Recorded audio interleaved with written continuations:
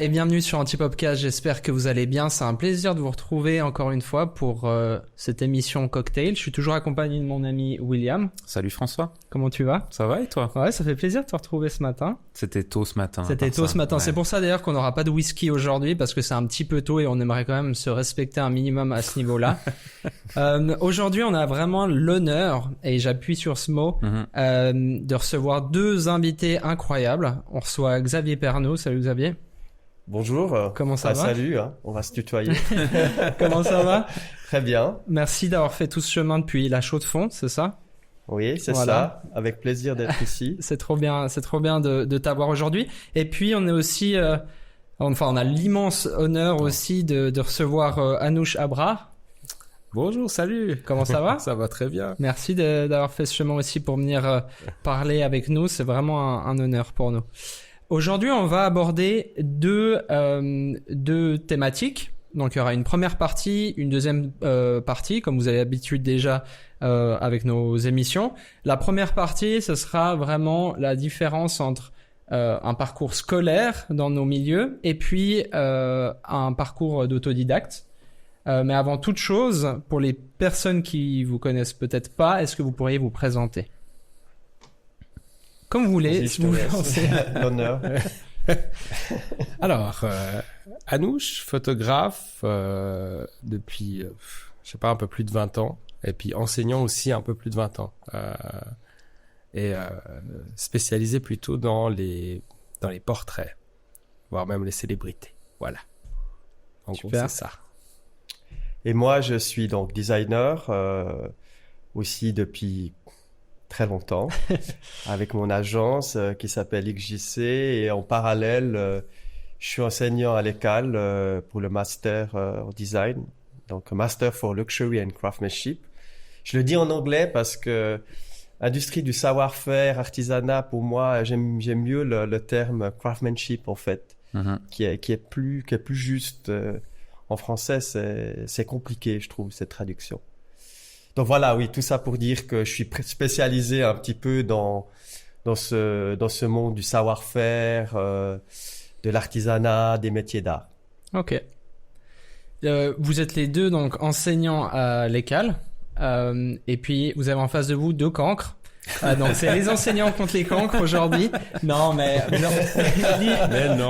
l'idée aujourd'hui, c'était d'avoir deux enseignants. Et vous êtes les deux enseignants à l'école, et puis deux personnes qui ont fait leur parcours en tant qu'autodidacte. Bon, c'est vrai qu'on était des cancres à l'école. On était des cancres à l'école, c'est peut-être aussi pour ça, mais ça on en reparlera après. Moi j'étais un gentil cancre, pas toi, mais moi j'étais un gentil cancre. C'est pas vrai. Première question pour vous, pourquoi enseigner? Pourquoi avoir fait ce choix d'être enseignant? Mais pourquoi pas? Merci de nous avoir écoutés. Bon, pour moi, c'était un choix important parce que j'ai commencé mon activité assez jeune. Et puis, pour moi, très très vite, j'ai senti ce besoin de transmettre. Et c'est aussi un équilibre entre, bien sûr, le travail au quotidien de mandat, parce que c'est ce que je fais la plupart du temps. Et puis, pour moi, je considère ce que je fais plus qu'un enseignement, c'est plutôt un échange. Parce que l'échange avec les étudiants, il y a une partie transmission de mon expérience, mais également je reçois autant que je donne en fait. Pour moi, c'est très important d'avoir cet équilibre. Donc la vie vraiment active et cette partie un peu plus, on va dire, transmission quoi. Ouais, trop bien. Trop bien. Anoush? Ouais, c'est vrai que la transmission, c'est une raison assez forte. Moi, c'est devenu de manière totalement naturelle. Ça veut dire quand j'étais étudiant, en plus mon parcours, il est un peu chaotique puisque je suis venu ici, je suis né en Iran, je suis venu pendant la guerre Iran-Irak et puis tous les Iraniens de la diaspora, ils finissent dentistes, docteurs, ingénieurs. Ouais. Et en fait, évidemment, j'aurais dû aller en électronique et je me suis inscrit en cachette et à l'école. Et puis, je suis tombé sur les cales et j'ai bossé comme un fou. Mais les gens, ils se rendent pas compte en fait la quantité de travail que j'ai mis là-dedans parce que j'avais l'impression de récupérer. Et comme j'ai tellement bossé, à la fin, disons dans les dernières années, je finissais bien avant. Et en plus, non seulement je finissais, mais j'ai même fini des travaux d'autres étudiants. Oh. Et ils ont eu de meilleures notes que moi. Et en fait, c'est venu d'une manière totalement naturelle parce que comme je les aidais, je suis devenu assistant. J'étais déjà enseignant avant même d'avoir fini en fait à ce moment-là. Et ça a totalement, c'était totalement organique la manière où je suis devenu enseignant. Puis ça s'est jamais arrêté. Puis j'aime beaucoup ça en fait. C'est vraiment. Puis il me semble qu'il y a une petite particularité que tu n'as pas mentionnée, c'est qu'à la base, tu n'as pas été sélectionné pour l'école. Est-ce que c'est bien ça? Ouais. Comment tu sais? Moi, j'ai pris mes renseignements. Ah ouais, non, je suis un repêché, en fait. Ouais. Parce que, à l'époque de Pierre Keller, ceux qui sont repêchés, on pouvait aller lui demander, pourquoi? Tout simplement. Et en fait, ce jour-là, c'est pas pourquoi, il en choisissait 6, 10. Trop bien. Et ceux qui sont repêchés ont un semestre pour s'en sortir. Ah ouais, ok. Et en fait, il s'est avéré que les repêchés ont été les meilleurs étudiants, puisqu'on n'avait pas le choix. Ouais. Et le taux de repêché, alors maintenant je sais pas combien, je sais même pas si il y a encore, hein, mais à l'époque, je sais qu'il augmentait. Je sais pas combien de pourcentage il y avait à l'école de repêchés. Et c'était unique, hein. Ouais.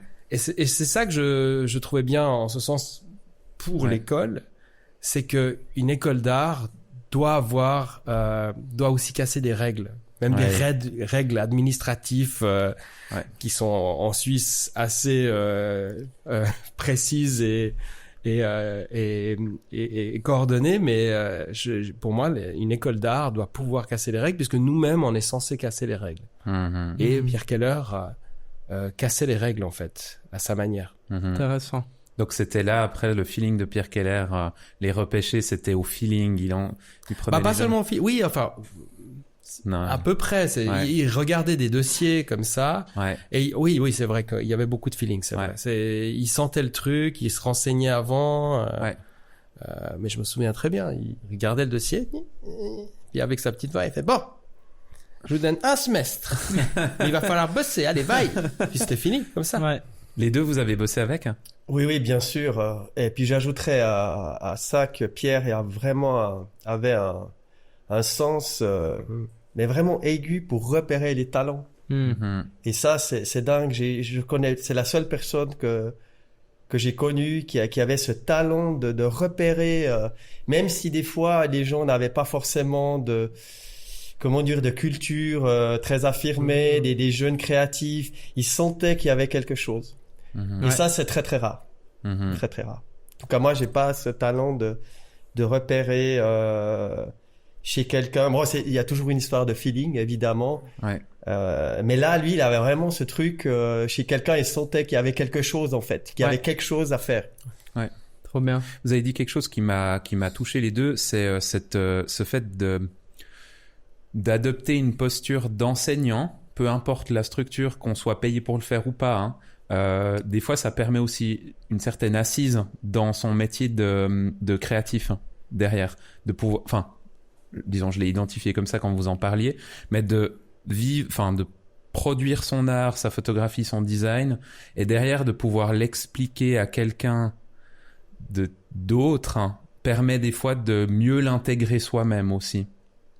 Toi, tu le faisais quand t'étais avec d'autres étudiants.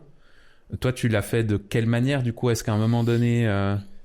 Pour moi, c'est venu aussi un peu naturellement, mais c'est assez fondamental parce que pour moi, le processus créatif sur du long terme, ce qui fait que le métier est intéressant, que le matin, on sait pourquoi on se lève, c'est la remise en question. Et moi, j'ai trouvé cet équilibre en échangeant avec... parce qu'à l'école ou dans une autre école, dans une autre institution, peu importe, bon, on parle des étudiants, mais il y a tout ce qu'il y a autour. Donc, on parle... et là, nous, on a un écrin incroyable entre déjà l'échange entre professeurs, boire un café avec... rencontrer des gens, des intervenants, des artistes, des professeurs. Et moi, ce que j'adore... c'est quand je me balade dans l'école, en fait. Quand je suis à mon étage, quand je Je sors, je traverse l'école, il y a le département photographie, au même étage que moi. Et quand je tourne, et c'est là que je vois des choses incroyables. Je vois souvent, c'est ce que je dis toujours, parce que des fois, certaines expositions me fatiguent un peu. Des fois, ce que je vois en baladant dans les corridors, qui sont des travaux d'étudiants qui sont posés par terre, m'inspire, m'impressionne beaucoup plus ce que je vois dans certains musées ou certaines expositions. Donc voilà, c'est un écrin en fait. C'est pas juste où on va, on enseigne. C'est tout ce microscope qu'il y a autour qui est intéressant, qui est pour moi fondamental dans ma manière de fonctionner. Parce que un créatif, il doit toujours se remettre en question. Le jour où on se remet plus en question, alors là, ça devient dangereux. C'est ce que tu dis. Nous, on n'a pas fait l'écale avec François. Mais moi, j'ai eu l'occasion d'y aller quelques fois, soit pour des mandats photographiques pour photographier en reporter, on va dire, soit pour assister à des conférences.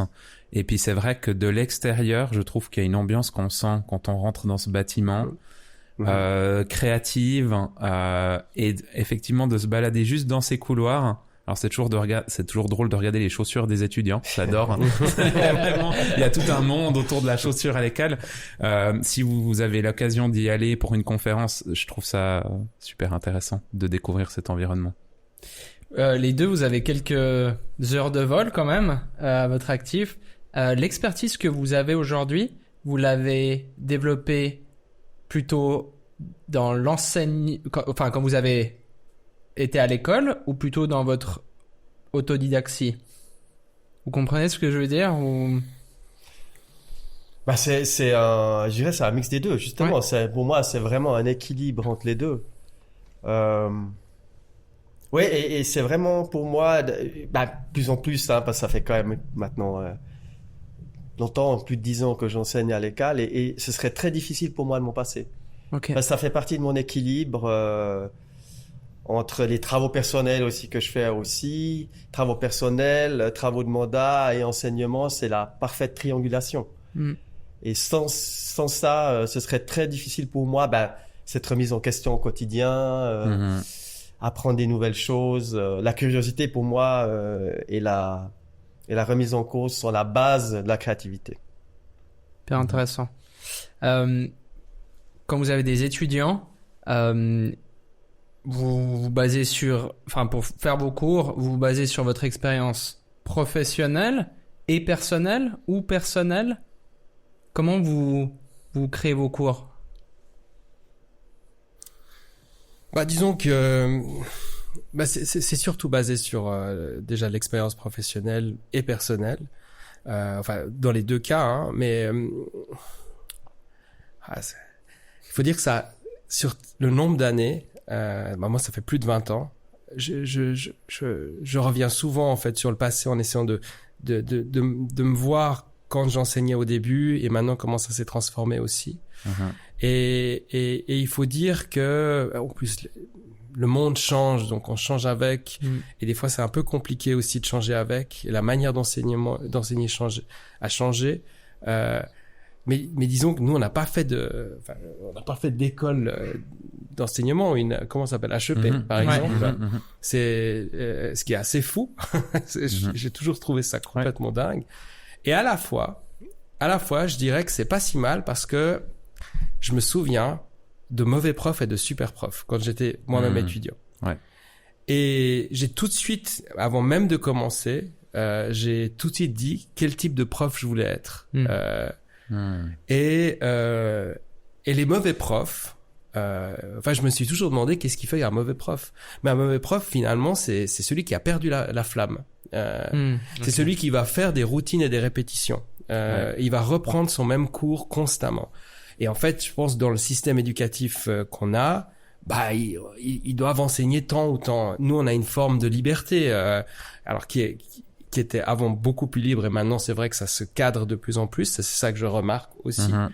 Mais je me souviens, parce que moi j'avais fait une sorte qu'on appelle une maturité professionnelle, puisque je passais d'un apprentissage et que je devais aller dans une école d'ingénieur.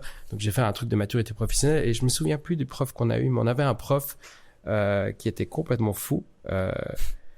qui faisait, comment s'appelait ce film où il allait sur la table, Le cercle des poètes disparus. J'ai eu ce type de prof où il allait sur la table et il nous parlait d'histoire. Et je me souviens, à l'époque, j'ai acheté un livre d'histoire grâce à lui. Qui va acheter un livre d'histoire? Non, mais franchement. Ouais, c'est vrai que c'est si t'es obligé pour les cours que tu l'achètes. Exactement. Ouais. Et donc, du coup, qu'est-ce qui s'est passé? Je me suis dit, c'est ce type de prof que je voudrais être. Ouais. Inspirant. Voilà. Et c'est vrai que j'ai pendant longtemps évité de donner des choses écrites. J'ai résisté le plus possible, jusqu'à qu'on me demande de le faire. Parce que j'adore l'improvisation. Et même déborder sur ce qui se passe à l'extérieur, même des rapports presque philosophiques, en tout cas à la photographie, parce que je fais très technique, mais ça peut aller dans la philosophie du portrait. Je vais loin avec eux, donc et je suis assez direct sur ce cas de figure, et cet espace de liberté, ça me plaît énormément en fait. Et effectivement, ça permet aussi d'avoir une comment on peut dire, une psychologie inversée à travers les étudiants. Je me vois et ça m'oblige aussi à faire des travaux personnels. Tu parlais de travaux personnels, c'est capital. C'est capital, ça. Je continue à faire des travaux personnels. Pour garder cette fameuse flamme que tu disais. Mais oui, parce que il est impératif de se mettre en danger. Il est impératif de découvrir des nouveaux horizons et de pouvoir aussi de se dire tiens, voilà, dans ce type d'expérience, c'est ça que je pourrais montrer. Mais c'est assez compliqué, parce que il faut à la fois. Alors, toi, t'as les masters. Moi, j'ai les premières, ce qui sont en fait les deuxièmes années, puisque dans l'école, c'est 4 ans. Propédeutique, c'est une sorte de milkshake de l'art. Je prends les premières et ils sont très malléables. Donc, je dois faire extrêmement attention. Et j'ai toujours dit que je les pousse pas. Je suis comme une plante. Je suis le tuteur de ces plantes-là. Et si il veut déborder, il peut déborder.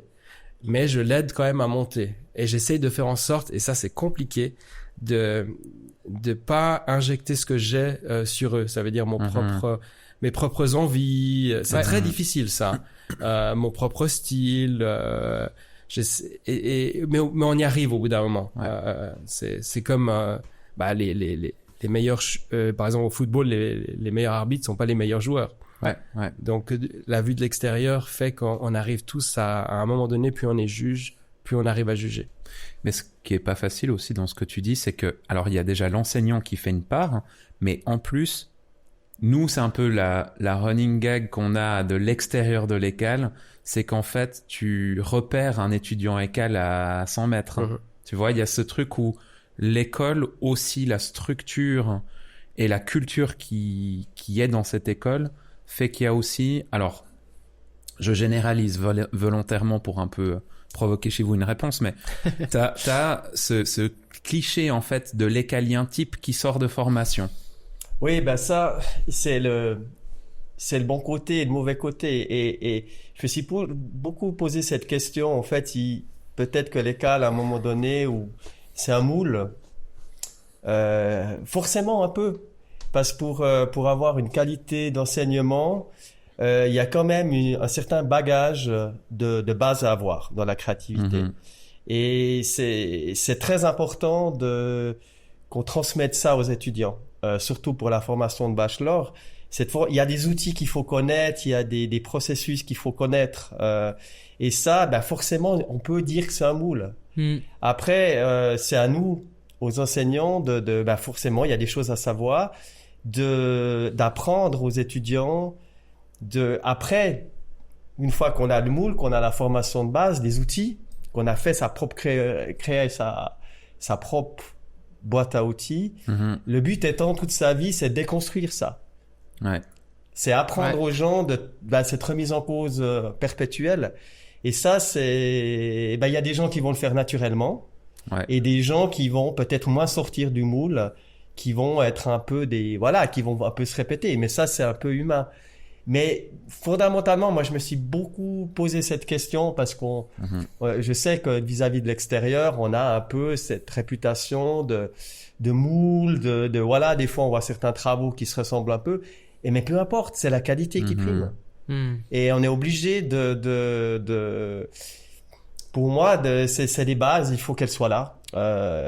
Après, voilà, faut en sortir, évidemment. Mais nous, on le vit aussi, hein. Je veux dire, je parle de l'école. Bah, c'est vrai que c'est une tendance humaine de se mettre dans des moules. Nous, l'année passée, à un moment donné, avec François et d'autres collègues de la boîte, on s'est dit, mais waouh, on fait quoi là? Ça fait, c'est cool, on vit, on se paye nos salaires, on peut vivre de ce qu'on aime produire, mais on pourrait vendre des chaussures que ce serait pareil. Parce qu'en fait, on a du plaisir à bosser ensemble. Mais là, ce qu'on est en train de devenir en tant que créatif, c'est juste, on sait produire au millimètre ce que les multinationales nous demandent. C'est-à-dire des séries de portraits, etc. Mais on est rentré dans un moule de la multinationale et d'une entreprise, d'une agence qui est spécialisée dans produire du contenu pour ses boîtes. Bah, du coup, on rentre dans un moule, en fait. Parce que c'est une facilité aussi. Ouais. Et puis ça rejoint aussi ce que tu disais, Anouche, par rapport à garder cette flamme, c'est qu'on arrivait à un point où on avait perdu cette flamme parce que nous, on n'est pas des techniciens qui avons monté une boîte et voilà, on est vraiment à la base vraiment ni des financiers ni des financiers, on est vraiment des gens qui sommes passionnés, des artistes au fond de nous. Et puis en fait, on a dû monter un business, donc c'est clair que tu dois te mettre dans des codes, des choses, sauf que la balance au bout d'un moment elle s'est déséquilibrée et en fait les projets perso, tu rentres le soir, t'es en train de monter une boîte, envie, t'es fatigué, le week-end t'avais envie de faire autre chose, puis en fait tu dis week-end prochain, puis petit à petit en fait t'abandonnes tes projets perso et puis t'abandonnes en fait finalement, cette flamme s'éteint en fait petit à petit, et c'est à ce moment-là justement avec William qu'on se dit puis les autres collègues, mais on est en train de faire quoi? Et en fait, on avait de notre passion, en fait, la flamme s'était éteinte. Et donc, j'aimais trop ce que tu disais par rapport à, c'est vital. Je sais plus comment exactement tu le disais, mais c'est vital de garder ces projets perso. Mais c'est un sujet à la fois compliqué, à la fois sensible. Alors, si je reviens sur cette histoire de, les étudiants de l'école, moi je suis allé voir plusieurs écoles avant même. Je suis allé à Toronto, je suis allé à San Francisco, je suis allé voir d'autres écoles. Mais en fait, toutes les écoles ont des styles d'étudiants. On parle des étudiants d'Harvard, ils sont là. Bien sûr. On regarde comment s'appellent par exemple les étudiants qui font la politique en France, c'est les Sciences Po. Sciences Po. Sciences Po, ils sont tous dans le même moule. En fait, j'ai une explication un peu plus fantaisie de tout ça, c'est que je considère l'école comme un petit animal organique. Et les profs qui viennent dedans le font transformer. Ils se transforment avec le temps. Et les étudiants, mimiquent tout ça. Et après, ces enseignants, en tout cas les intervenants qui sont là plusieurs fois, vont partir et il va entamer une autre transformation. Et je considère ça vraiment quelque chose de très organique. C'est très humain et organique parce qu'il va se transformer avec les années et les étudiants changent aussi avec les années. Et les styles changent aussi avec les années. Et elles se modifient constamment. Et d'ailleurs, l'école est aussi influencée par ce qui se passe à l'extérieur. Quand il y avait le mouvement MeToo ou le Black Lives Matter, il a aussi eu ses influences extérieures. Et donc, on dit voilà le style d'étudiant écalien, mais on peut dire le style d'étudiant harvardien. Bien sûr. Ils ont tous un truc, mais une fois qu'ils sortent, ils ont cette empreinte génétique de cet animal organique en eux. Puis après, ils deviendront autre chose par la suite. Mais la chose qu'il faut toujours en fait se remémorer, c'est que en tant qu'artiste, alors pour moi le terme artiste c'est vraiment quelque chose, c'est comme une royauté. Ça veut dire que ce qui m'énerve, c'est quand ils sont tout jeunes et qui sont personne et qui osent dire le mot artiste, alors que moi j'ai dû me battre pour ça. Ça m'énerve quand eux-mêmes disent qu'ils sont artistes. Artistes, c'est les autres qui le disent. C'est un couronnement par les autres, par le peuple en fait. C'est comme ça que je l'ai toujours considéré, parce que pour moi il est très très fort ce terme artiste. Mais être un artiste, il faut pas oublier que c'est une liberté, mais cette liberté on la paye avec l'insécurité constamment. Je pourrais pas faire à 8h 18h, j'arrive pas c'est impossible. Mais de l'autre côté, on bosse énormément aussi pour avoir cette forme de liberté. Et puis du coup, j'essaye aussi d'expliquer aux gens, parce que c'est les gens qui sont à l'extérieur, ceux qui nous regardent, hein, qu'est-ce qu'un artiste, ils se rendent pas compte la vie que nous on peut avoir. Donc du coup, je leur explique un peu. C'est là aussi, je suis un peu fantaisiste. C'est un peu Harry Potter. Ça veut dire que les gens qui ont cette vie de tous les jours, bah moi on les appelle les moldus. Ils savent pas qu'est-ce que c'est d'être un artiste. Les craquemolles, c'est ceux qui sont nos compagnes, nos amis, qui savent notre vie, nos voyages. Ouais. Et puis nous, on est des sorciers parce qu'avec la magie de l'art, on crée quelque chose. Ouais. Mais on peut aussi se planter. Et puis quand on se plante, on déprime, on monte, on descend. C'est ça la vie d'un artiste. Hyper intéressant. J'aime bien la comparaison avec Harry Potter avec parce Harry que Potter, nous on a fait dans la boîte tous les tests des maisons, de qui appartient à quelle maison, tu vois.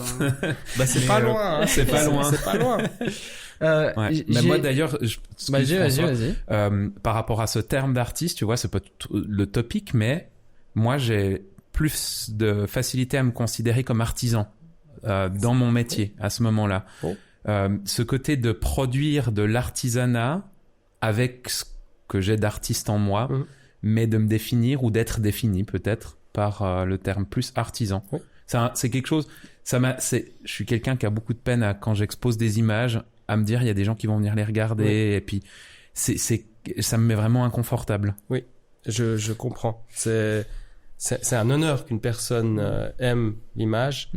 Et une des choses aussi que j'essaye d'apprendre, c'est que on ne crée pas pour les autres. On crée pour soi-même. C'est très égoïste, l'art. Du moment qu'on crée pour les autres, c'est foutu. C'est terminé. Et j'essaie de leur dire, il faut que nous, en tant qu'artistes, on fait des choses que pour nous. Et si il y a des gens qui aiment ça, mais c'est le bonheur absolu. Et il y a des gens qui vont détester. Et je pense que c'est la même chose pour toi. Oui, bien sûr. Il y a la démarche personnelle, comment dire, je reviens toujours sur les mêmes tests, la remise en cause, peu importe, créer sa propre cuisine, en fait. Ce qui fait qu'on a envie de faire ce métier. Bon, dans les arts appliqués, il y a quand même, c'est des travaux de mandat, la plupart du temps. Et c'est ça où il faut trouver un équilibre. Chacun doit trouver son équilibre parce que finalement, on a affaire à un client. Et là, il faut comment dire, bien comprendre à qui on a affaire. Et puis, c'est fondamental pour arriver vous aviez votre exemple avant où on disait, à la fin, on est trop influencé par nos travaux de mandat d'art appliqué, puis on s'y perd parce que finalement, on perd un petit peu nos références, qui on est, parce que au quotidien, on est à fond là-dedans. Aujourd'hui, dans l'art appliqué, c'est des métiers très exigeants. Donc voilà, et c'est qu'il faut toujours un petit peu. C'est pour ça que il faut, peu importe, chaque créatif trouve son alchimie. Mais en tout cas, dans les métiers d'art appliqué, c'est très important. C'est ce que je dis toujours aux étudiants. Essayez de trouver votre truc. Je pense qu'il faut avoir toujours quelque chose à soi, garder à soi. Ça peut être des travaux personnels, ça peut être même d'aller faire, je sais pas, de la planche à voile. Peu importe, mais je pense que c'est très important. C'est des métiers très exigeants, très de remise en cause. On n'est jamais confortable. Je pense que le jour où on est confortable, c'est pas bon signe. Un créatif, il doit se mettre en danger constamment. Donc c'est pour ça qu'il faut une sorte d'échappatoire ou de laboratoire. Ça dépend de la personne, qu'est-ce qu'elle a besoin en fait. Mais peu importe quoi, c'est pas forcément. Moi, j'ai trouvé entre l'enseignement, mes travaux personnels, je fais un petit peu aussi quelques travaux de recherche, un peu en design. Voilà, j'ai trouvé mon équilibre de cette manière-là, mais chaque personne, et c'est ça aussi qu'on doit transmettre et que je me force à transmettre aux étudiants, c'est qu'il y a pas de moule.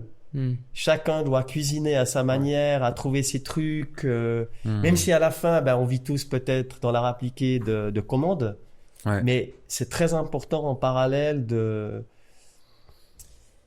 créer son propre univers et de garder, garder un petit peu son état d'esprit, pourquoi on le fait, pourquoi finalement on fait tout ça. J'ai été souvent appelé ou amené à travailler avec des étudiants, en tout cas des gens qui sortaient d'études d'art, que ce soit à l'ECAL, mais aussi dans d'autres écoles. Et il y a souvent eu ce cas qui s'est présenté, c'est que niveau créatif, niveau artistique, les idées, elles fusaient. Il y avait des choses qui étaient vraiment incroyables, des concepts qui étaient vraiment super. Et là où ça pêchait souvent, pas tout le temps, mais assez souvent, c'était sur la technique. En fait, ils avaient des idées incroyables, mais pour le mettre en place, le réaliser, c'était souvent difficile. Et des fois, ils se perdaient un peu là-dedans, et puis du coup, le résultat, on le ressentait pas, en fait, ce qu'ils voulaient exprimer.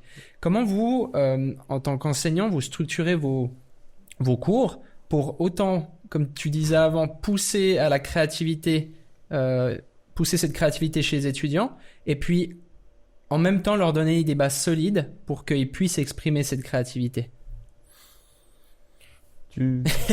Pour moi, c'est deux choses complètement différentes. Ouais. Il y a la technique, les outils, et puis en parallèle, son expérience de vie, ses références. Et puis pour moi, la créativité, c'est alimenter ses références tout au long de notre vie. C'est, peu importe, c'est de voir des expos, il faut être en perpétuelle recherche d'influence, parce que les références, elles évoluent au fil du temps. Mhm. Et ça, c'est des choses personnelles, c'est ce qu'on acquérit, c'est ce qu'on sélectionne en fait. Qu'est-ce qui est important, qu'est-ce qui n'est pas. Et ça doit évoluer au fil du temps. Et en parallèle, il y a la technique, les outils. Et ça, il faut bien à la fin, le travail, c'est mélanger les deux choses. Mais je pense qu'il faut dissocier vraiment. Les outils, peut-être quelqu'un de plus jeune, il va avoir plein d'idées. Il aura peut-être les références, tout ça. Il aura un peu cette flamme. Après, il faut que les outils faut maîtriser ces outils. Et ça, des fois, ça fait partie de l'apprentissage. Chacun doit construire sa boîte à outils. Parce que le support, en fait, créatif, le support d'expression, peu importe que ce soit en photographie ou en design, il est différent et les outils sont différents. Mais les références, peut-être les références entre Anoush et moi, les références, je suis sûr qu'on a beaucoup de références en parallèle. Même s'il est photographe, moi je suis designer. On va voir une exposition, on partage des idées créatives. Finalement, ces références-là, c'est les mêmes. Après, lui, il va la traduire en photographie, moi peut-être en design. C'est deux choses pour moi très très différentes. L'alimentation des références, c'est le travail plus technique, l'apprentissage plus technique. Pour toi, Anoush? En fait, en plus, je me souviens très bien de la période où je suis sorti de l'école. Les étudiants qui sortent de l'école, souvent, ils pensent qu'ils vont refaire le monde, c'est très très bien. Faut pas. Alors, dans le cas de l'école, si on parle de ça, c'est une école de concept. Et je fais extrêmement bien la différence entre technique et concept. Et d'ailleurs, je dirais même la technique, c'est en second plan. Et tant mieux que c'est en second plan. Alors que en plus, moi, c'est la technique pure que j'enseigne avec un tout petit peu de concept, alors que c'était l'inverse. Tu te tires une balle dans le pied, là. Non, mais en plus, je suis un geek, ça veut dire que je connais tout sur tout en termes de technique, et puis j'essaye tout. Mais la technique, ça s'apprend. C'est 2 mois par-ci, 1 mois par-là. En plus, on est dans la meilleure période pour apprendre. YouTube est l'outil d'exception pour apprendre. On a plein de choses sur Internet où on peut acheter des cours et autres. Mais le concept, c'est très compliqué parce que certains l'auront pas, certains vont l'avoir. Enfin, faut voir quand on enseigne, on les voit. Après toutes ces années, on sent qui l'a pas, qui a cette magie à l'intérieur. Je le vois maintenant. Je veux dire, et en fait, on fait des pronostics entre profs. On se dit, il l'a pas maintenant, mais peut-être qu'il l'aura après. On sent qu'il y a des petits trucs. Ou des fois, on se dit, mais c'est foutu pour lui. C'est pas possible. Peut-être ce sera après l'école qu'il va l'avoir. Même moi, par exemple, je me souviens du moment de l'explosion artistique. Ça veut dire, c'était 2e année, donc 3e année. Je sais que c'était à un moment très précis où ça a fait pling, il y a un truc qui s'est allumé. Parce que j'avais tellement bossé, je m'étais tellement remis en question, et je me souviens très bien qu'à un moment donné, parce que j'avais mon passé de réfugié, j'avais rien j'avais aucun domaine artistique. Et je testais tout dans tous les sens. Et je me souviens très bien qu'à un moment donné dans ma tête, est-ce que je peux prendre un switch? Je visualisais ce switch où je fais reset pour effacer tout mon passé, tout le passé de ma famille, pour recommencer à zéro. Et en fait, il m'a fallu 3 ans pour faire ce switch. Et à partir de là, j'ai commencé à comprendre qu'est-ce qu'une création artistique, est-ce qu'il y a une forme de recette là-dedans, de quelle manière elle évolue. Et effectivement, le concept, c'est ce qui est le plus important. Et du coup, c'est pour ça que les travaux d'art aussi sont importants. Est-ce que tu penses que c'est possible d'atteindre ce bouton reset sans passer par une école de concept? Oui. Oui et non, en fait. Oui. En fait, il faut considérer, et là on arrive à cette fameuse question, c'est que est-ce qu'il faut une école ou pas? Disons qu'on est dans la période la plus incroyable où on a accès à beaucoup de choses. Mais une école, c'est un accélérateur. C'est un cocon où, déjà, première vue, on se retrouve dans la cour des grands. Et je le dis d'ailleurs, première heure, premier cours. Vous êtes dans la cour des grands. Vous n'existez pas. Artistiquement, vous n'existez pas. Et si vous voulez pas bosser, on s'en fout. Tout ce que vous ferez pas, c'est tout ce que vous n'aurez pas à la fin, en fait. Les notes ne comptent pas, en fait. C'est que le travail qui compte. Et donc, du coup, ça met quand même la pression. Ça veut dire, tu bosses pas, t'es personne. Tu n'existes qu'à travers tes œuvres. Et si, à ce moment-là, ils comprennent ça, bah, ils sont déjà confrontés à d'autres personnes tout aussi bons qu'eux. C'est plus papa, maman ou les amis qui vont dire « Ah, c'est joli ce que tu fais, mais t'es vraiment un génie, oh, mais tu dessines bien, tes photos sont magnifiques. » Mais en fait, c'est nul. Il faut dire la vérité parce qu'ils se retrouvent avec quelqu'un d'autre qui est 10 fois plus bon. Et en fait, ça pousse à faire monter en fait une classe. Et chaque classe a une énergie. De nouveau, je considère chaque classe comme une sorte de petit animal de compagnie qui est un peu étrange. Et ils ont différentes résonances. Toutes les classes ont une résonance. Certaines classes sont moins bons et des moins bons tirent tout le reste. Et certaines classes, ils ont des très bons et tout le groupe remonte aussi en même temps. Il y a vraiment une résonance. Et ils sont confrontés à d'autres étudiants et en plus, se retrouver dans une école où tout le monde voit tout le monde. Donc, comme il disait, on se promène, il y a des relations qui se créent, Il y a des relations qui se créent, ils voient des designers, ils voient d'autres travaux. C'est en cela qu'une école d'art est intéressante. On se retrouve avec des gens qui nous ressemblent ou en tout cas qui ont tous quelque chose à dire avec des médias différents. Et en fait, tous les artistes sont les mêmes. Un acteur, un chanteur, un designer, un photographe, un danseur. Ils ont tous quelque chose à dire d'une certaine manière. Et ils vont passer tous par des mêmes processus, des montées et des descentes constantes. Et une école d'art, oui, c'est intéressant. Mais à l'extérieur, certains ont une sorte de flamme artistique. Et alors, qu'est-ce qu'ils font on pourrait devenir un artiste. Et certains sont devenus artistes de manière autodidacte. C'est de suivre des séminaires, de regarder sur YouTube, d'aller voir des expositions, de lire des livres. Mais à un moment donné, il faut bien se confronter aux autres. Ouais. Mais ils pourraient, j'ai rencontré des gens qui ont fait ça dans leur côté, mais ils savent pas qu'ils sont hyper bons. Certains, sans le savoir, sont déjà en train de créer des œuvres d'art. Et tout d'un coup, quand on leur dit ce que tu es en train de faire, c'est merveilleux, tu devrais faire ça, ça, ça. Bah, à l'école, on le dit tout le temps aux étudiants. Ça, c'est pas mal, tu devrais faire ça, ça, ça. Et puis voilà, puis tout d'un coup, ils décident de changer ou pas. Et ce changement, tout d'un coup, va faire une transformation. Où on les oblige, par exemple, il y a des étudiants, bien sûr, ils aiment pas des thèmes. Mais je leur dis, soyez quand même 1% dans le thème.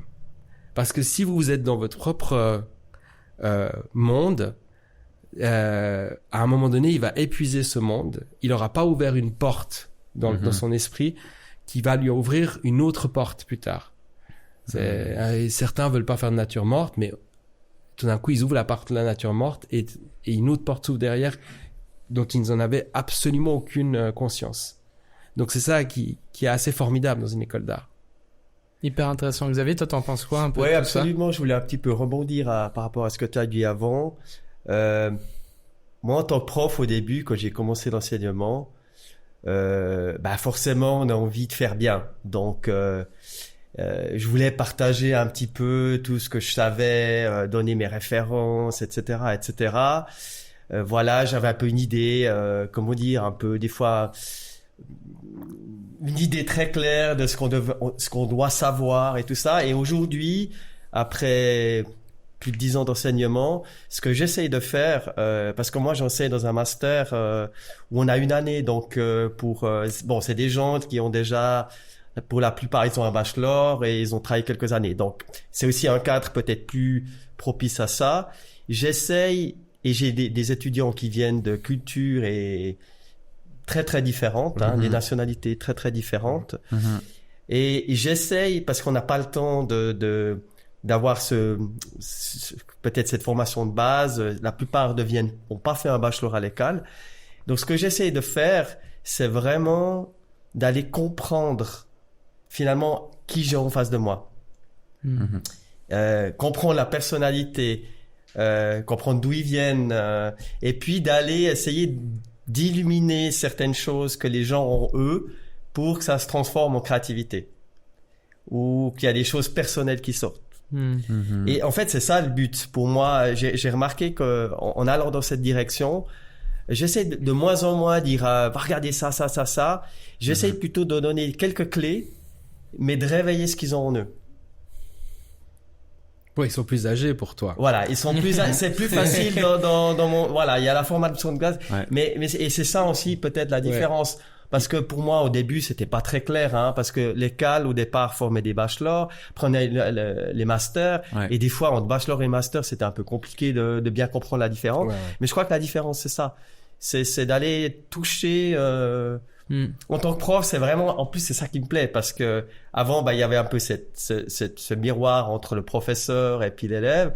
Et puis là, moi, de plus en plus, j'essaie d'aller voir à qui j'ai affaire. Et puis, en tant que prof, c'est hyper enrichissant. Ouais. Mais il y a une autre maturité, effectivement, je pense, avec des Bon, bachelors. ça, c'est clair, c'est au bout de quelques années que ça, et puis c'est quelque chose qui est venu naturellement, hein. En me posant la question, pourquoi je suis là, qu'est-ce que je fais? Et puis, l'enseignement, c'est la même chose, quoi. C'est aussi créatif. Si on répète toujours le même cours, non, mais là, c'est inintéressant. Et c'est pour ça que, aussi, en termes on va dire, c'est presque de l'hygiène. D'être prof à 100% dans les métiers créatifs, j'y crois pas. Ouais, je suis d'accord avec toi. Et je pourrais même dire dans tout type d'enseignement. Mais en tout cas, dans les métiers créatifs, il faut avoir une activité à côté, parce que, comme tu disais, c'est un partage d'expérience. Qu'est-ce que tu veux raconter à des étudiants si en parallèle, tu vis rien, tu viens à l'école tous les jours? Puis si ta dernière expérience date d'il y a 20 ans quand tu as commencé à être enseignant. C'est juste pas possible. C'est une hygiène. Et c'est ça que je pense qu'une des clés de réussite de l'école, c'est d'avoir avoir des professeurs, des intervenants qui ont une activité parallèle. Et je pense qu'on devrait un petit peu plus s'inspirer ça aussi pour l'école pour les petits enfants. Parce que au bout d'un moment, un prof qui répète chaque année les mêmes trucs, mais c'est humain, c'est pas possible. Je n'y crois pas. Intéressant. C'est vrai que dans je sais pas, une école de mécanicien comme t'as fait toi à la base, quand t'as des examens, on va te juger sur est-ce que t'as monté ce moteur correctement, et on va te noter là-dessus. Dans une école d'art, comment on évalue ces étudiants? Comment on les évalue? Sur quels critères? C'est un peu difficile, non? Alors, vaste question, et c'est la question qu'on pose souvent. Alors, déjà, effectivement, personnellement, je pense que c'est vachement plus dur d'être dans une école d'art que d'être dans n'importe quelle autre école. Parce que, mon frère, alors c'est l'opposé, hein, lui, il est dans la finance, il a fait HEC. Quelles sont les autres écoles, finalement? Ça veut dire, on apprend des choses, on les régurgite, on les ressort, alors que dans une école d'art, on leur demande de comprendre quelque chose d'inaccessible, ils nous le présentent, donc ils prennent une partie de leur cœur et ils nous le mettent, et nous on l'écrase. Ok. Mais vraiment, ou on lui fait c'est joli, ou alors on l'explose complètement. Alors de manière sympathique. Hein, alors moi j'ai ce côté direct avec les étudiants où je suis c'est marrant parce qu'avec l'âge je suis encore plus en plus direct. Hein, plus j'enseigne, mais toujours avec un sens de l'humour parce que c'est bien. Et surtout des étudiants qui se défendent et nous on sait que c'est pourri. Et on lui dit, mais tu sauras l'année prochaine, dans 1 an, il y a des choses qui vont faire clic, clic, clic. Et ils vont regarder sur leur travail et dire, mais c'était vraiment de la merde ce que j'ai fait. Et moi, j'ai ce truc parce que je peux leur dire ça parce que je leur dis, oui, j'ai des travaux, c'était pourri. Mais il faut avoir ce sens. Défendre son travail, c'est une horreur parce que on sait au fond que c'est pas bien. On sait qu'on n'a pas assez bossé. Donc, oui, je trouve que c'est plus dur parce qu'on est en train de détruire une émotion. Alors que le mec qui s'est planté, je sais pas, en médecine ou en droit, ben c'est juste parce qu'il a pas assez appris, tout simplement. Donc, c'est dans ce cas de figure que je trouve j'ai perdu le fil du début de la question. C'était comment évaluer tes élèves. Alors, l'évaluation, c'est aussi simple. C'est que là, je prends aussi une similitude. Par exemple, vous avez tous regardé The Voice. Et on est tous jurys devant son écran. Est-ce que vous voyez pas qui est bon? Oui, t'as un truc que tu ressens. Ouais. On voit ceux qui chantent bien, mais on voit ceux qui expriment pas bien. Ça veut dire on voit ceux qui n'ont pas le truc. Ouais. Vous voyez la différence? Ouais. Il y a une vraie différence. Et en fait, c'est ça qui est marrant, c'est qu'il y a juge et juge. Par exemple, je me retrouve avec des amis qui regardent par exemple ça et disent, ah, mais ils chantent bien, pourquoi ils l'ont pas pris? Mais il a pas le truc. Puis en fait, c'est marrant parce que je me dis, mais il comprend pas en fait. Mais plus on regarde, par exemple, The Voice, plus on sent le truc. On est tous juges à plus ou moins un certain niveau. Et du coup, on arrive même à juger comme les juges qui sont là-bas. Alors eux, ils ont pas la résonance de la salle, la résonance, l'énergie de l'artiste, mais on sent que le personnage, enfin, il a un univers. On le sent dès le début. On se dit, tiens, putain, celui-là, c'est un diamant brut. C'est comme ça qu'on arrive à juger. Et plus on juge, plus on est bon juge. Mais il y a aussi un truc, c'est que parce que on a vu tellement de travaux, et souvent la création artistique fait les mêmes démarches. Je ne sais pas si c'est la même chose pour toi, mais les étudiants, des fois, ils font le même processus de création. Donc forcément, on n'a pas besoin de donner le même thème. Des fois, on voit le même processus de création. Donc ça m'arrive de dire à un étudiant, ce que vous avez fait, c'est pas bien parce que je l'ai vu déjà 6 ou 7 fois sur 20 ans et le vôtre, c'est le moins bien des 7. Au moins, c'est clair, c'est fini. On n'a pas besoin d'aller plus loin. C'est pas bien, point barre. Ou alors en disant, c'est merveilleux. Je l'ai vu 7 fois. C'est le plus beau que j'ai vu. Fini, terminé. La discussion est close. Et en fait, il y a aussi un truc, c'est que je dis aussi aux étudiants, c'est que une fois que c'est jugé, il y a aussi un processus, c'est que ils ruminent la décision. Et je leur dis, il y a rien de pire. Faites le point dans la poche et vous passez à autre chose.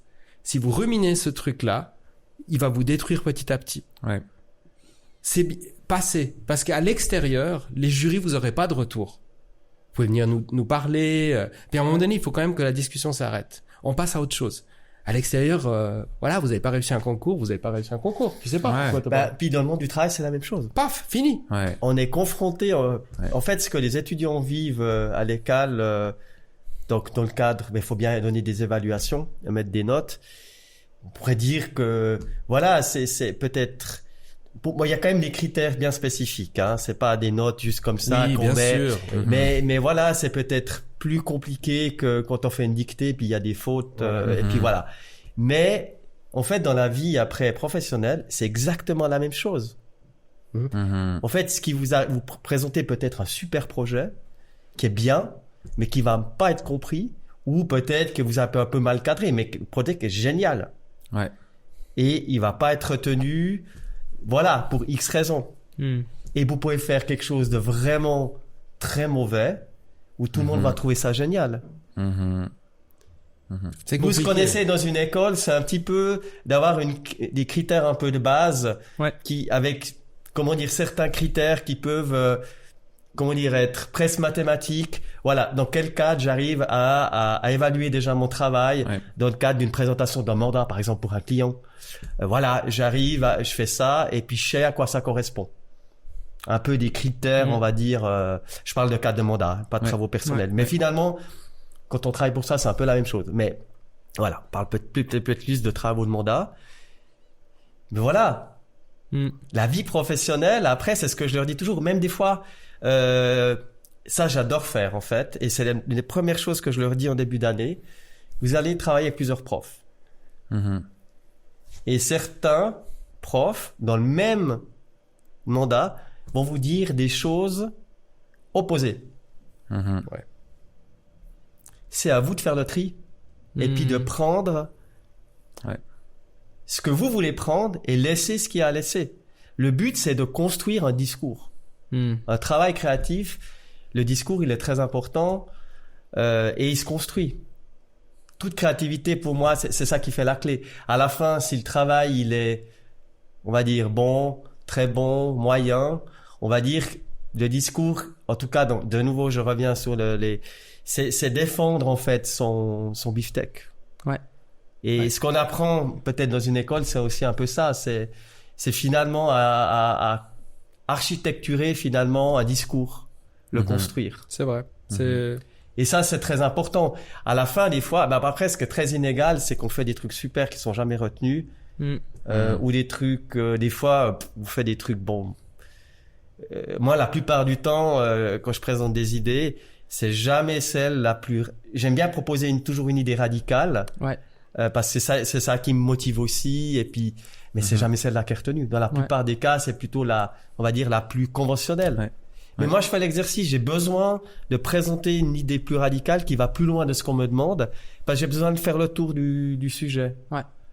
Mais c'est jamais celle-là qui est retenue. En tout cas, la plupart du temps. Voilà. Et ça, c'est important que les étudiants, enfin, dans la vie professionnelle, comprennent bien ça. Et c'est ce qui se passe déjà avec les professeurs ou les intervenants à l'école. En fait, c'est déjà une concrétisation de ce qui va se passer. C'est intéressant cette parallèle. On a parlé beaucoup d'écoles, un petit peu du fait d'être autodidacte. Si maintenant on vous posait la question, parce que je pense que ça c'est déjà arrivé, mais est-ce que je dois me lancer dans une école? Est-ce que je fais de mon côté parce que ça j'arrive bien? Qu'est-ce que vous conseillerez à des gens qui peuvent nous écouter ou nous regarder?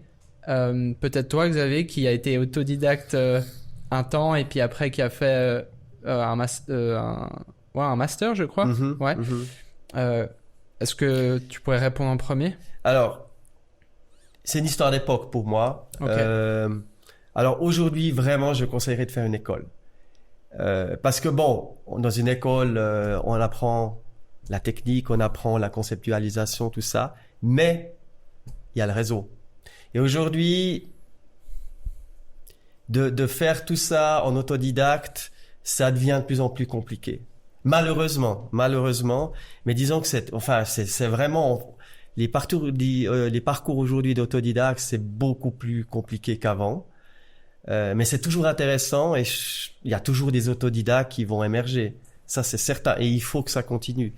Mais une école, elle donne peut-être plus, voilà, il y a la partie technique, mais il y a aussi le réseau, le cadre des mandats, il y a le côté, franchement, aujourd'hui, moi, je rêverais de refaire une école. Et des fois, je me dis, mais je rêverais faire le département, de faire un bachelor en photographie pour qu'il ou en média interaction design. Non, mais je rêverais de faire ça. Je rêverais que tu sois mon étudiant. Non, mais c'est vrai.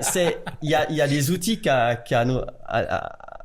moi, quand j'ai commencé, il n'y avait pas. Bien sûr. Et aujourd'hui, il faut aller chercher ça. C'est tellement incroyable. Après, ce qui est des fois paradoxal par rapport à une autre époque où il y avait moins cette possibilité, c'est que c'est un écrin fantastique. On va, comme à l'école, on rencontre des gens, on se fait un réseau, on apprend plein de choses. Après, quand on sort, c'est qu'est-ce qu'on en fait? Parce que finalement, les possibilités sont tellement grandes. Des fois, c'est un petit peu dur pour. Je vois en plus les étudiants, ils sortent de l'école en bachelor. C'est quoi? C'est autour de entre 22, 25 ans. Ça dépend un petit peu à quel âge on commence. Mais c'est jeune pour savoir vraiment ce qu'on veut faire. Et ça, c'est compliqué. On a vécu 4 années, 3 années pour certains. Incroyable. On a travaillé pour les grands, on a travaillé, on est dans la cour des grands, comme tu disais avant. On a un cadre de travail qui serait très difficile à construire soi-même tout seul. Puis après, il faut bien réfléchir à ce qu'on veut faire avec tout ça. Et c'est souvent là que c'est compliqué pour des jeunes qui se lancent dans une carrière. Moi, j'ai beaucoup d'empathie pour les étudiants. Vraiment, Et souvent, je me mets à leur place. Et en plus, je me mets à leur place dans l'époque où ils sont. Et donc, du coup, effectivement, là aussi, je redis de nouveau, c'est plus compliqué pour un étudiant d'école d'art parce que quand il sort, c'est le néant. Ouais. Il est orphelin d'une expérience incroyable. Alors que celui qui finit une autre école, bah, il sait, c'est dans le métier dans lequel il doit aller. Un étudiant en école d'art, même s'il a fait photo, il peut faire autre chose. Il est totalement libre parce qu'il a la clé du concept. Mais qu'est-ce qu'on fait de cette clé-là? Oui, il y a des étudiants qui sont devenus DJ, il y en a d'autres qui ont fait de la sculpture, en photo d'ailleurs, qui ont fini. Mais ils sont allés dans plein de catégories différentes. Et c'est ça, c'est en cela que une école, c'est intéressant. Je dirais la même chose. Je dirais, c'est vrai que s'ils ont le choix, oui, faites une école, rien que pour l'expérience que c'est. Si c'est possible, si financièrement c'est possible, si on peut mettre sa vie en parallèle de côté pendant 4 ans, ça sera largement plus profitable que de faire une avancée seule. Parce qu'en fait, le problème, c'est que même si il faut le voir sur le très long terme. Oui, on peut être autodidacte et on peut commencer à gagner de l'argent. Mais à un moment donné, on va continuer et on va être malheureux. Parce qu'on va faire la même chose. Ça dépend, il y en a qui sont heureux parce qu'ils font la même chose. Mais tout dépend de la flamme artistique qu'il a en lui. Et c'est à ce moment-là, il y aura toujours, s'il a cette flamme artistique, il aura cette remise en question. Et cette remise en question est une sorte de petit virus qui va s'agrandir dans sa tête. Et à un moment donné, il dit, mais est-ce que c'est ça vraiment que je veux faire de ma vie? C'est une remise en question totale. On est foutu, François. On aurait dû faire une école, en fait. Putain, ça fait chier.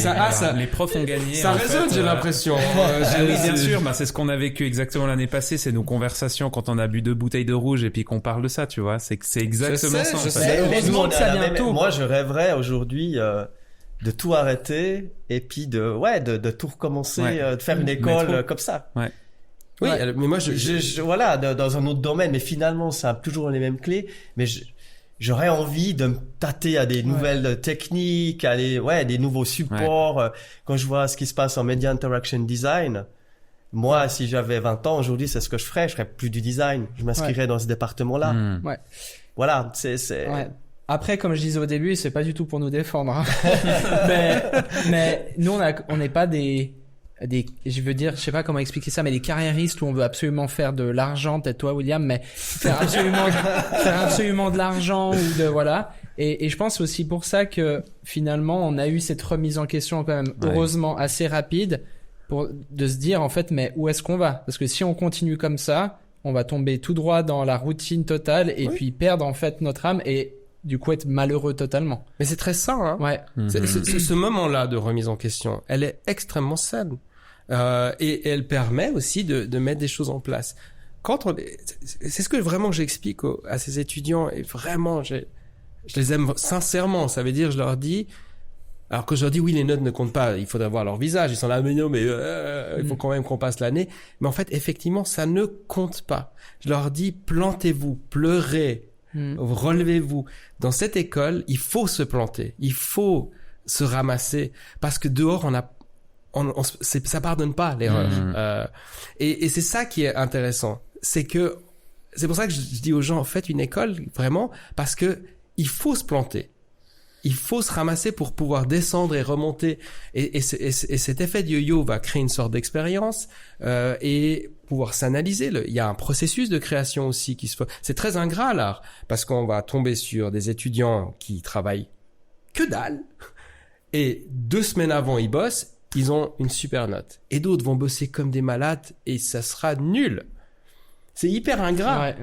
Mais du coup, on peut donner des techniques à certains étudiants. Absolument. Puis nous, notre rôle, des fois, ce qui est un peu difficile en tant que prof, c'est que, en fait, moi, je les pousse à se mettre en danger. On est là pour les déstabiliser, en fait. C'est jamais acquis. Pour moi, c'est jamais acquis. Donc, c'est jamais, quelque part, le 6 devrait pas exister. Ouais. Donc, moi, j'aime bien... il faut faire ça, comment dire, avec pédagogie, parce qu'il faut pas non plus détruire. Mais notre rôle en tant que prof, c'est... Il y a jamais rien qui est parfait. Et puis, c'est jamais acquis. Mais je trouve même en tant qu'artiste. Bon. Oui, de toute façon, il faut leur apprendre ça. Il manque un petit bout tout le temps. Bien tu sûr. fais ton œuvre. T'en parlais un petit peu avant Anouche aussi en disant quelque chose qui résonnait en moi, c'est des fois en créant une image, je me dis ah là il y a un moment d'éternité qui a été créé. Il y a un truc divin. Il y a quelque chose qui va au-delà de ce que je fais d'habitude. Tu le sens et en général, je trouve, tu le sens et en général cette image va marcher. Puis souvent ça se produit pas. On va dire dans des travaux de mandat, etc. Quand ça se produit, je trouve, tu te dis waouh. Et puis en même temps, quand moi je découvre mon image traitée, finie, que ce soit de l'argentique ou du numérique, peu importe, je me dis ah c'était bien, mais il faudrait encore aller plus loin. Et je trouve que moi en tout cas je le vis comme ça, comme artisan, comme artiste. Quand il y a quelque chose qui m'a beaucoup plu dans ce que j'ai pu créer avec des autres ou tout seul, c'est jamais un 100% en fait, je trouve. Il y a toujours quelque chose qui me donnera envie de continuer. Parce que si j'arrivais au 100%, je m'arrêterais en fait. Enfin, c'est l'image, elle est faite, voilà, plus rien ne m'intéresse derrière. Mais il y a toujours c'est la clé, hein. Cette envie d'avoir toujours plus. Mais on revient par exemple, alors prenons maintenant, on revient à la question qui était autodidacte ou pas. C'est le grand sujet, c'est œuvre d'art ou pas. C'est vraiment ça en fait. Tout le monde peut être autodidacte, mais tout le monde ne peut pas avoir des créations. Et ça, c'est la partie compliquée. C'est vraiment ça le plus important. Est-ce que en dehors d'une école, on peut créer une œuvre? C'est possible, mais c'est compliqué. C'est le temps qu'on a, le moment, je veux dire, l'argent qu'on va dépenser là-dessus, de quelle manière on va faire ça. Je me souviens très bien la création que j'avais dans une école, et je me souviens aussi ces 20 dernières années, qu'est-ce que j'ai créé et le temps que j'avais pour le faire, parce que faut bien vivre, faut payer ses factures et autres, mais c'est très difficile de se dire on va réserver du temps et de l'argent pour un travail. Et le temps qu'on va mettre là-dedans, et en sachant bien que peut-être ça va foirer ce travail-là. Il faut avoir la foi dans son travail, mais il faut aussi être réaliste quand c'est foutu. Il faut le mettre de côté. J'ai eu alors là je parle d'une expérience personnelle, parce que c'est que j'ai eu très vite la conscience d'une œuvre d'art justement quand j'ai eu la lumière qui s'est allumée, où je me souviens très bien à un moment très précis, j'ai souvent des analyses de comment je travaille. Par exemple, je sais que je fais pas partie de ces étudiants, enfin ces ex-étudiants qui arrivent et pouf, en 2 semaines. Non. Moi, je sais que je dois créer, me planter, puis ce processus-là, il me permet d'arriver à une sorte de nectar. Pierre Fontis, qui était mon mentor, que t'as connu aussi, Pierre. Bien sûr. Il a dit un truc qui m'est toujours resté. Et de nouveau, il a fait une similitude avec un autre média de création. Par exemple, il a dit, voilà, un appareil photo, c'est comme un instrument de musique, c'est un violon. On peut pas le laisser de côté. Il faut tout le temps jouer. Parce que quand on joue, tout d'un coup, on crée une autre mélodie, qui crée une autre symphonie. Et il faut constamment travailler avec. Il faut pas dire, tiens, j'ai un truc, je vais le prendre. En tout cas, en photographie, je pense que ça doit être Ah non, mais c'est, alors là, ouais, absolument. Ça, c'est pour moi tous les métiers créatifs. Et j'irais même, ça va plus loin. C'est des fois les accidents Exactement, ouais. Oui, c'est qui vrai. font que tout d'un coup il y a un truc, on fait un truc, puis on pensait pas le faire comme ça, et puis c'est ça qui va faire une étape qui peut donner une clé dans un projet, mais je parle peut-être plus d'approche personnelle. Moi, tout d'un coup, c'est souvent par des accidents, en essayant des trucs que je n'y croyais pas, mais juste le faire.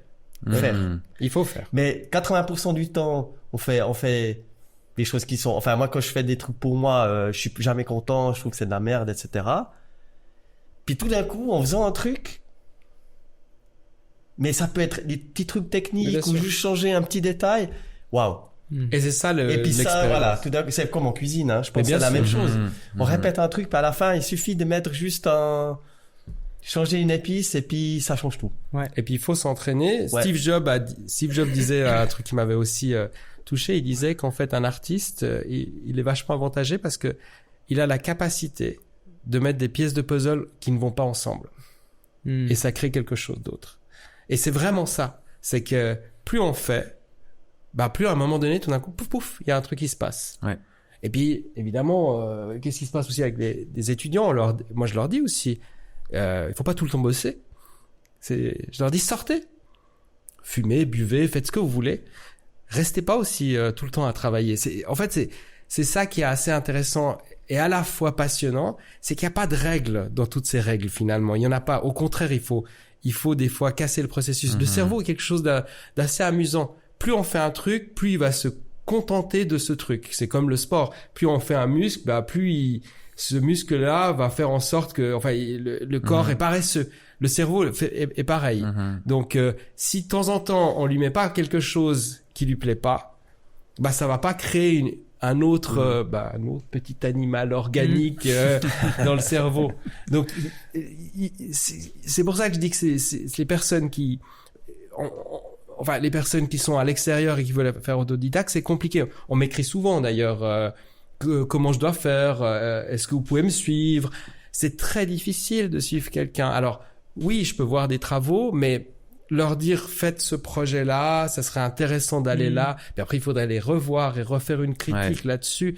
C'est compliqué. C'est tout un processus. Il y a un vrai processus. Et puis en plus, on est dans une époque où c'est une époque d'Instagram, donc c'est une époque de consommation d'œuvres artistiques. Ce qui est horrible. À la fois Instagram est un outil horrible et à la fois c'est un outil passionnant. Mais moi, je ne peux pas, par exemple, là je parle de manière personnelle, moi mes projets ils prennent 3 ans. Dire à un étudiant de 3 ans, pour eux c'est une éternité, quoi. Alors que pour moi ça me semble totalement logique. Et en fait je pourrais même faire 2 ans et j'aurais perdu 2 ans parce que j'arrive à une butée. Et je me dis tiens, non, je le montrerai pas ce projet. C'est vrai. Et j'aurais dépensé 10 000 francs sur ce projet-là. Et ce que je disais justement, ce phénomène où je me suis rendu compte, il y a aussi la partie budgétaire. C'est que, par exemple, quand j'étais étudiant où j'avais un certain budget, et en plus c'était la période négative, donc il fallait dépenser pour faire une image, ce qui est pas rien. On dépense pour faire une image, on dépense pour faire un négatif. Il y a une notion d'argent là-dedans. Quand je vois des étudiants qui disent monsieur, mais je dois payer un appareil qui coûte 5 000, mais non, mais t'avais pas les négatifs et les polaroïdes à payer. L'œuvre te coûtait de l'argent. De ton cas aussi, ça coûte de l'argent. Ah oui, bien sûr. Ouais. Nous, on avait les outils informatiques qui coûtaient... mais même quand tu dois faire des maquettes et autres. Des maquettes, bien sûr, des maquettes. Mais tout aujourd'hui est beaucoup plus abordable. Mais oui. En même temps, des fois, il y a trop. Et je suis d'accord avec lui. Il y a peut-être trop de possibilités de faire quelque chose qui fait que, il y a d'autres problèmes qui se créent. Maintenant, c'est comment je vais le faire. Et il y a tellement de possibilités. Avant, il y avait peut-être moins de possibilités, donc il fallait faire d'une certaine manière. Ouais. Voilà, donc finalement tout ça c'est une histoire d'époque. Mais tu sais, je trouve qu'il y a quand même cette notion de création artistique. Je reviens là-dessus, c'est que en 2e année, je me rappelle très bien où je dépensais pas assez. Et donc j'ai eu une année horrible qui était tout moyen. Et en fait, je me suis rendu compte j'allais jamais au bout. Parce que j'avais peur de dépenser. Qu'est-ce qui s'est passé? J'ai passé un été horrible. Et du coup, imaginez-vous, c'est plus de 20 ans. En 2e année, je me suis dit, OK, tu vas te créer un compte bancaire où quand tu as de l'argent, tu mets de la thune dedans. Et ce sera le compte artistique. Et quand un projet demande un budget, tu vas puiser sans avoir peur de puiser là-dedans. Que tu te plantes ou que tu réussisses, cet argent n'existe pas.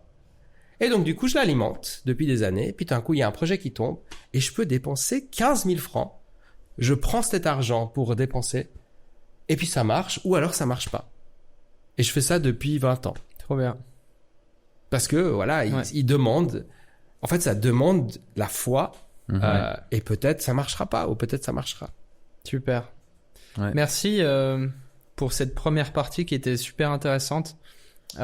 N'hésitez pas, bien sûr, à aller... on mettra tous les liens en description, mais de leur site internet, aussi des réseaux sociaux, etc., d'aller voir leurs travaux qui sont vraiment, vraiment incroyables. Merci en tout cas pour cette première partie. C'était vraiment intéressant à fond et je pense que ça va toucher plein de gens qui nous écoutent toutes les semaines.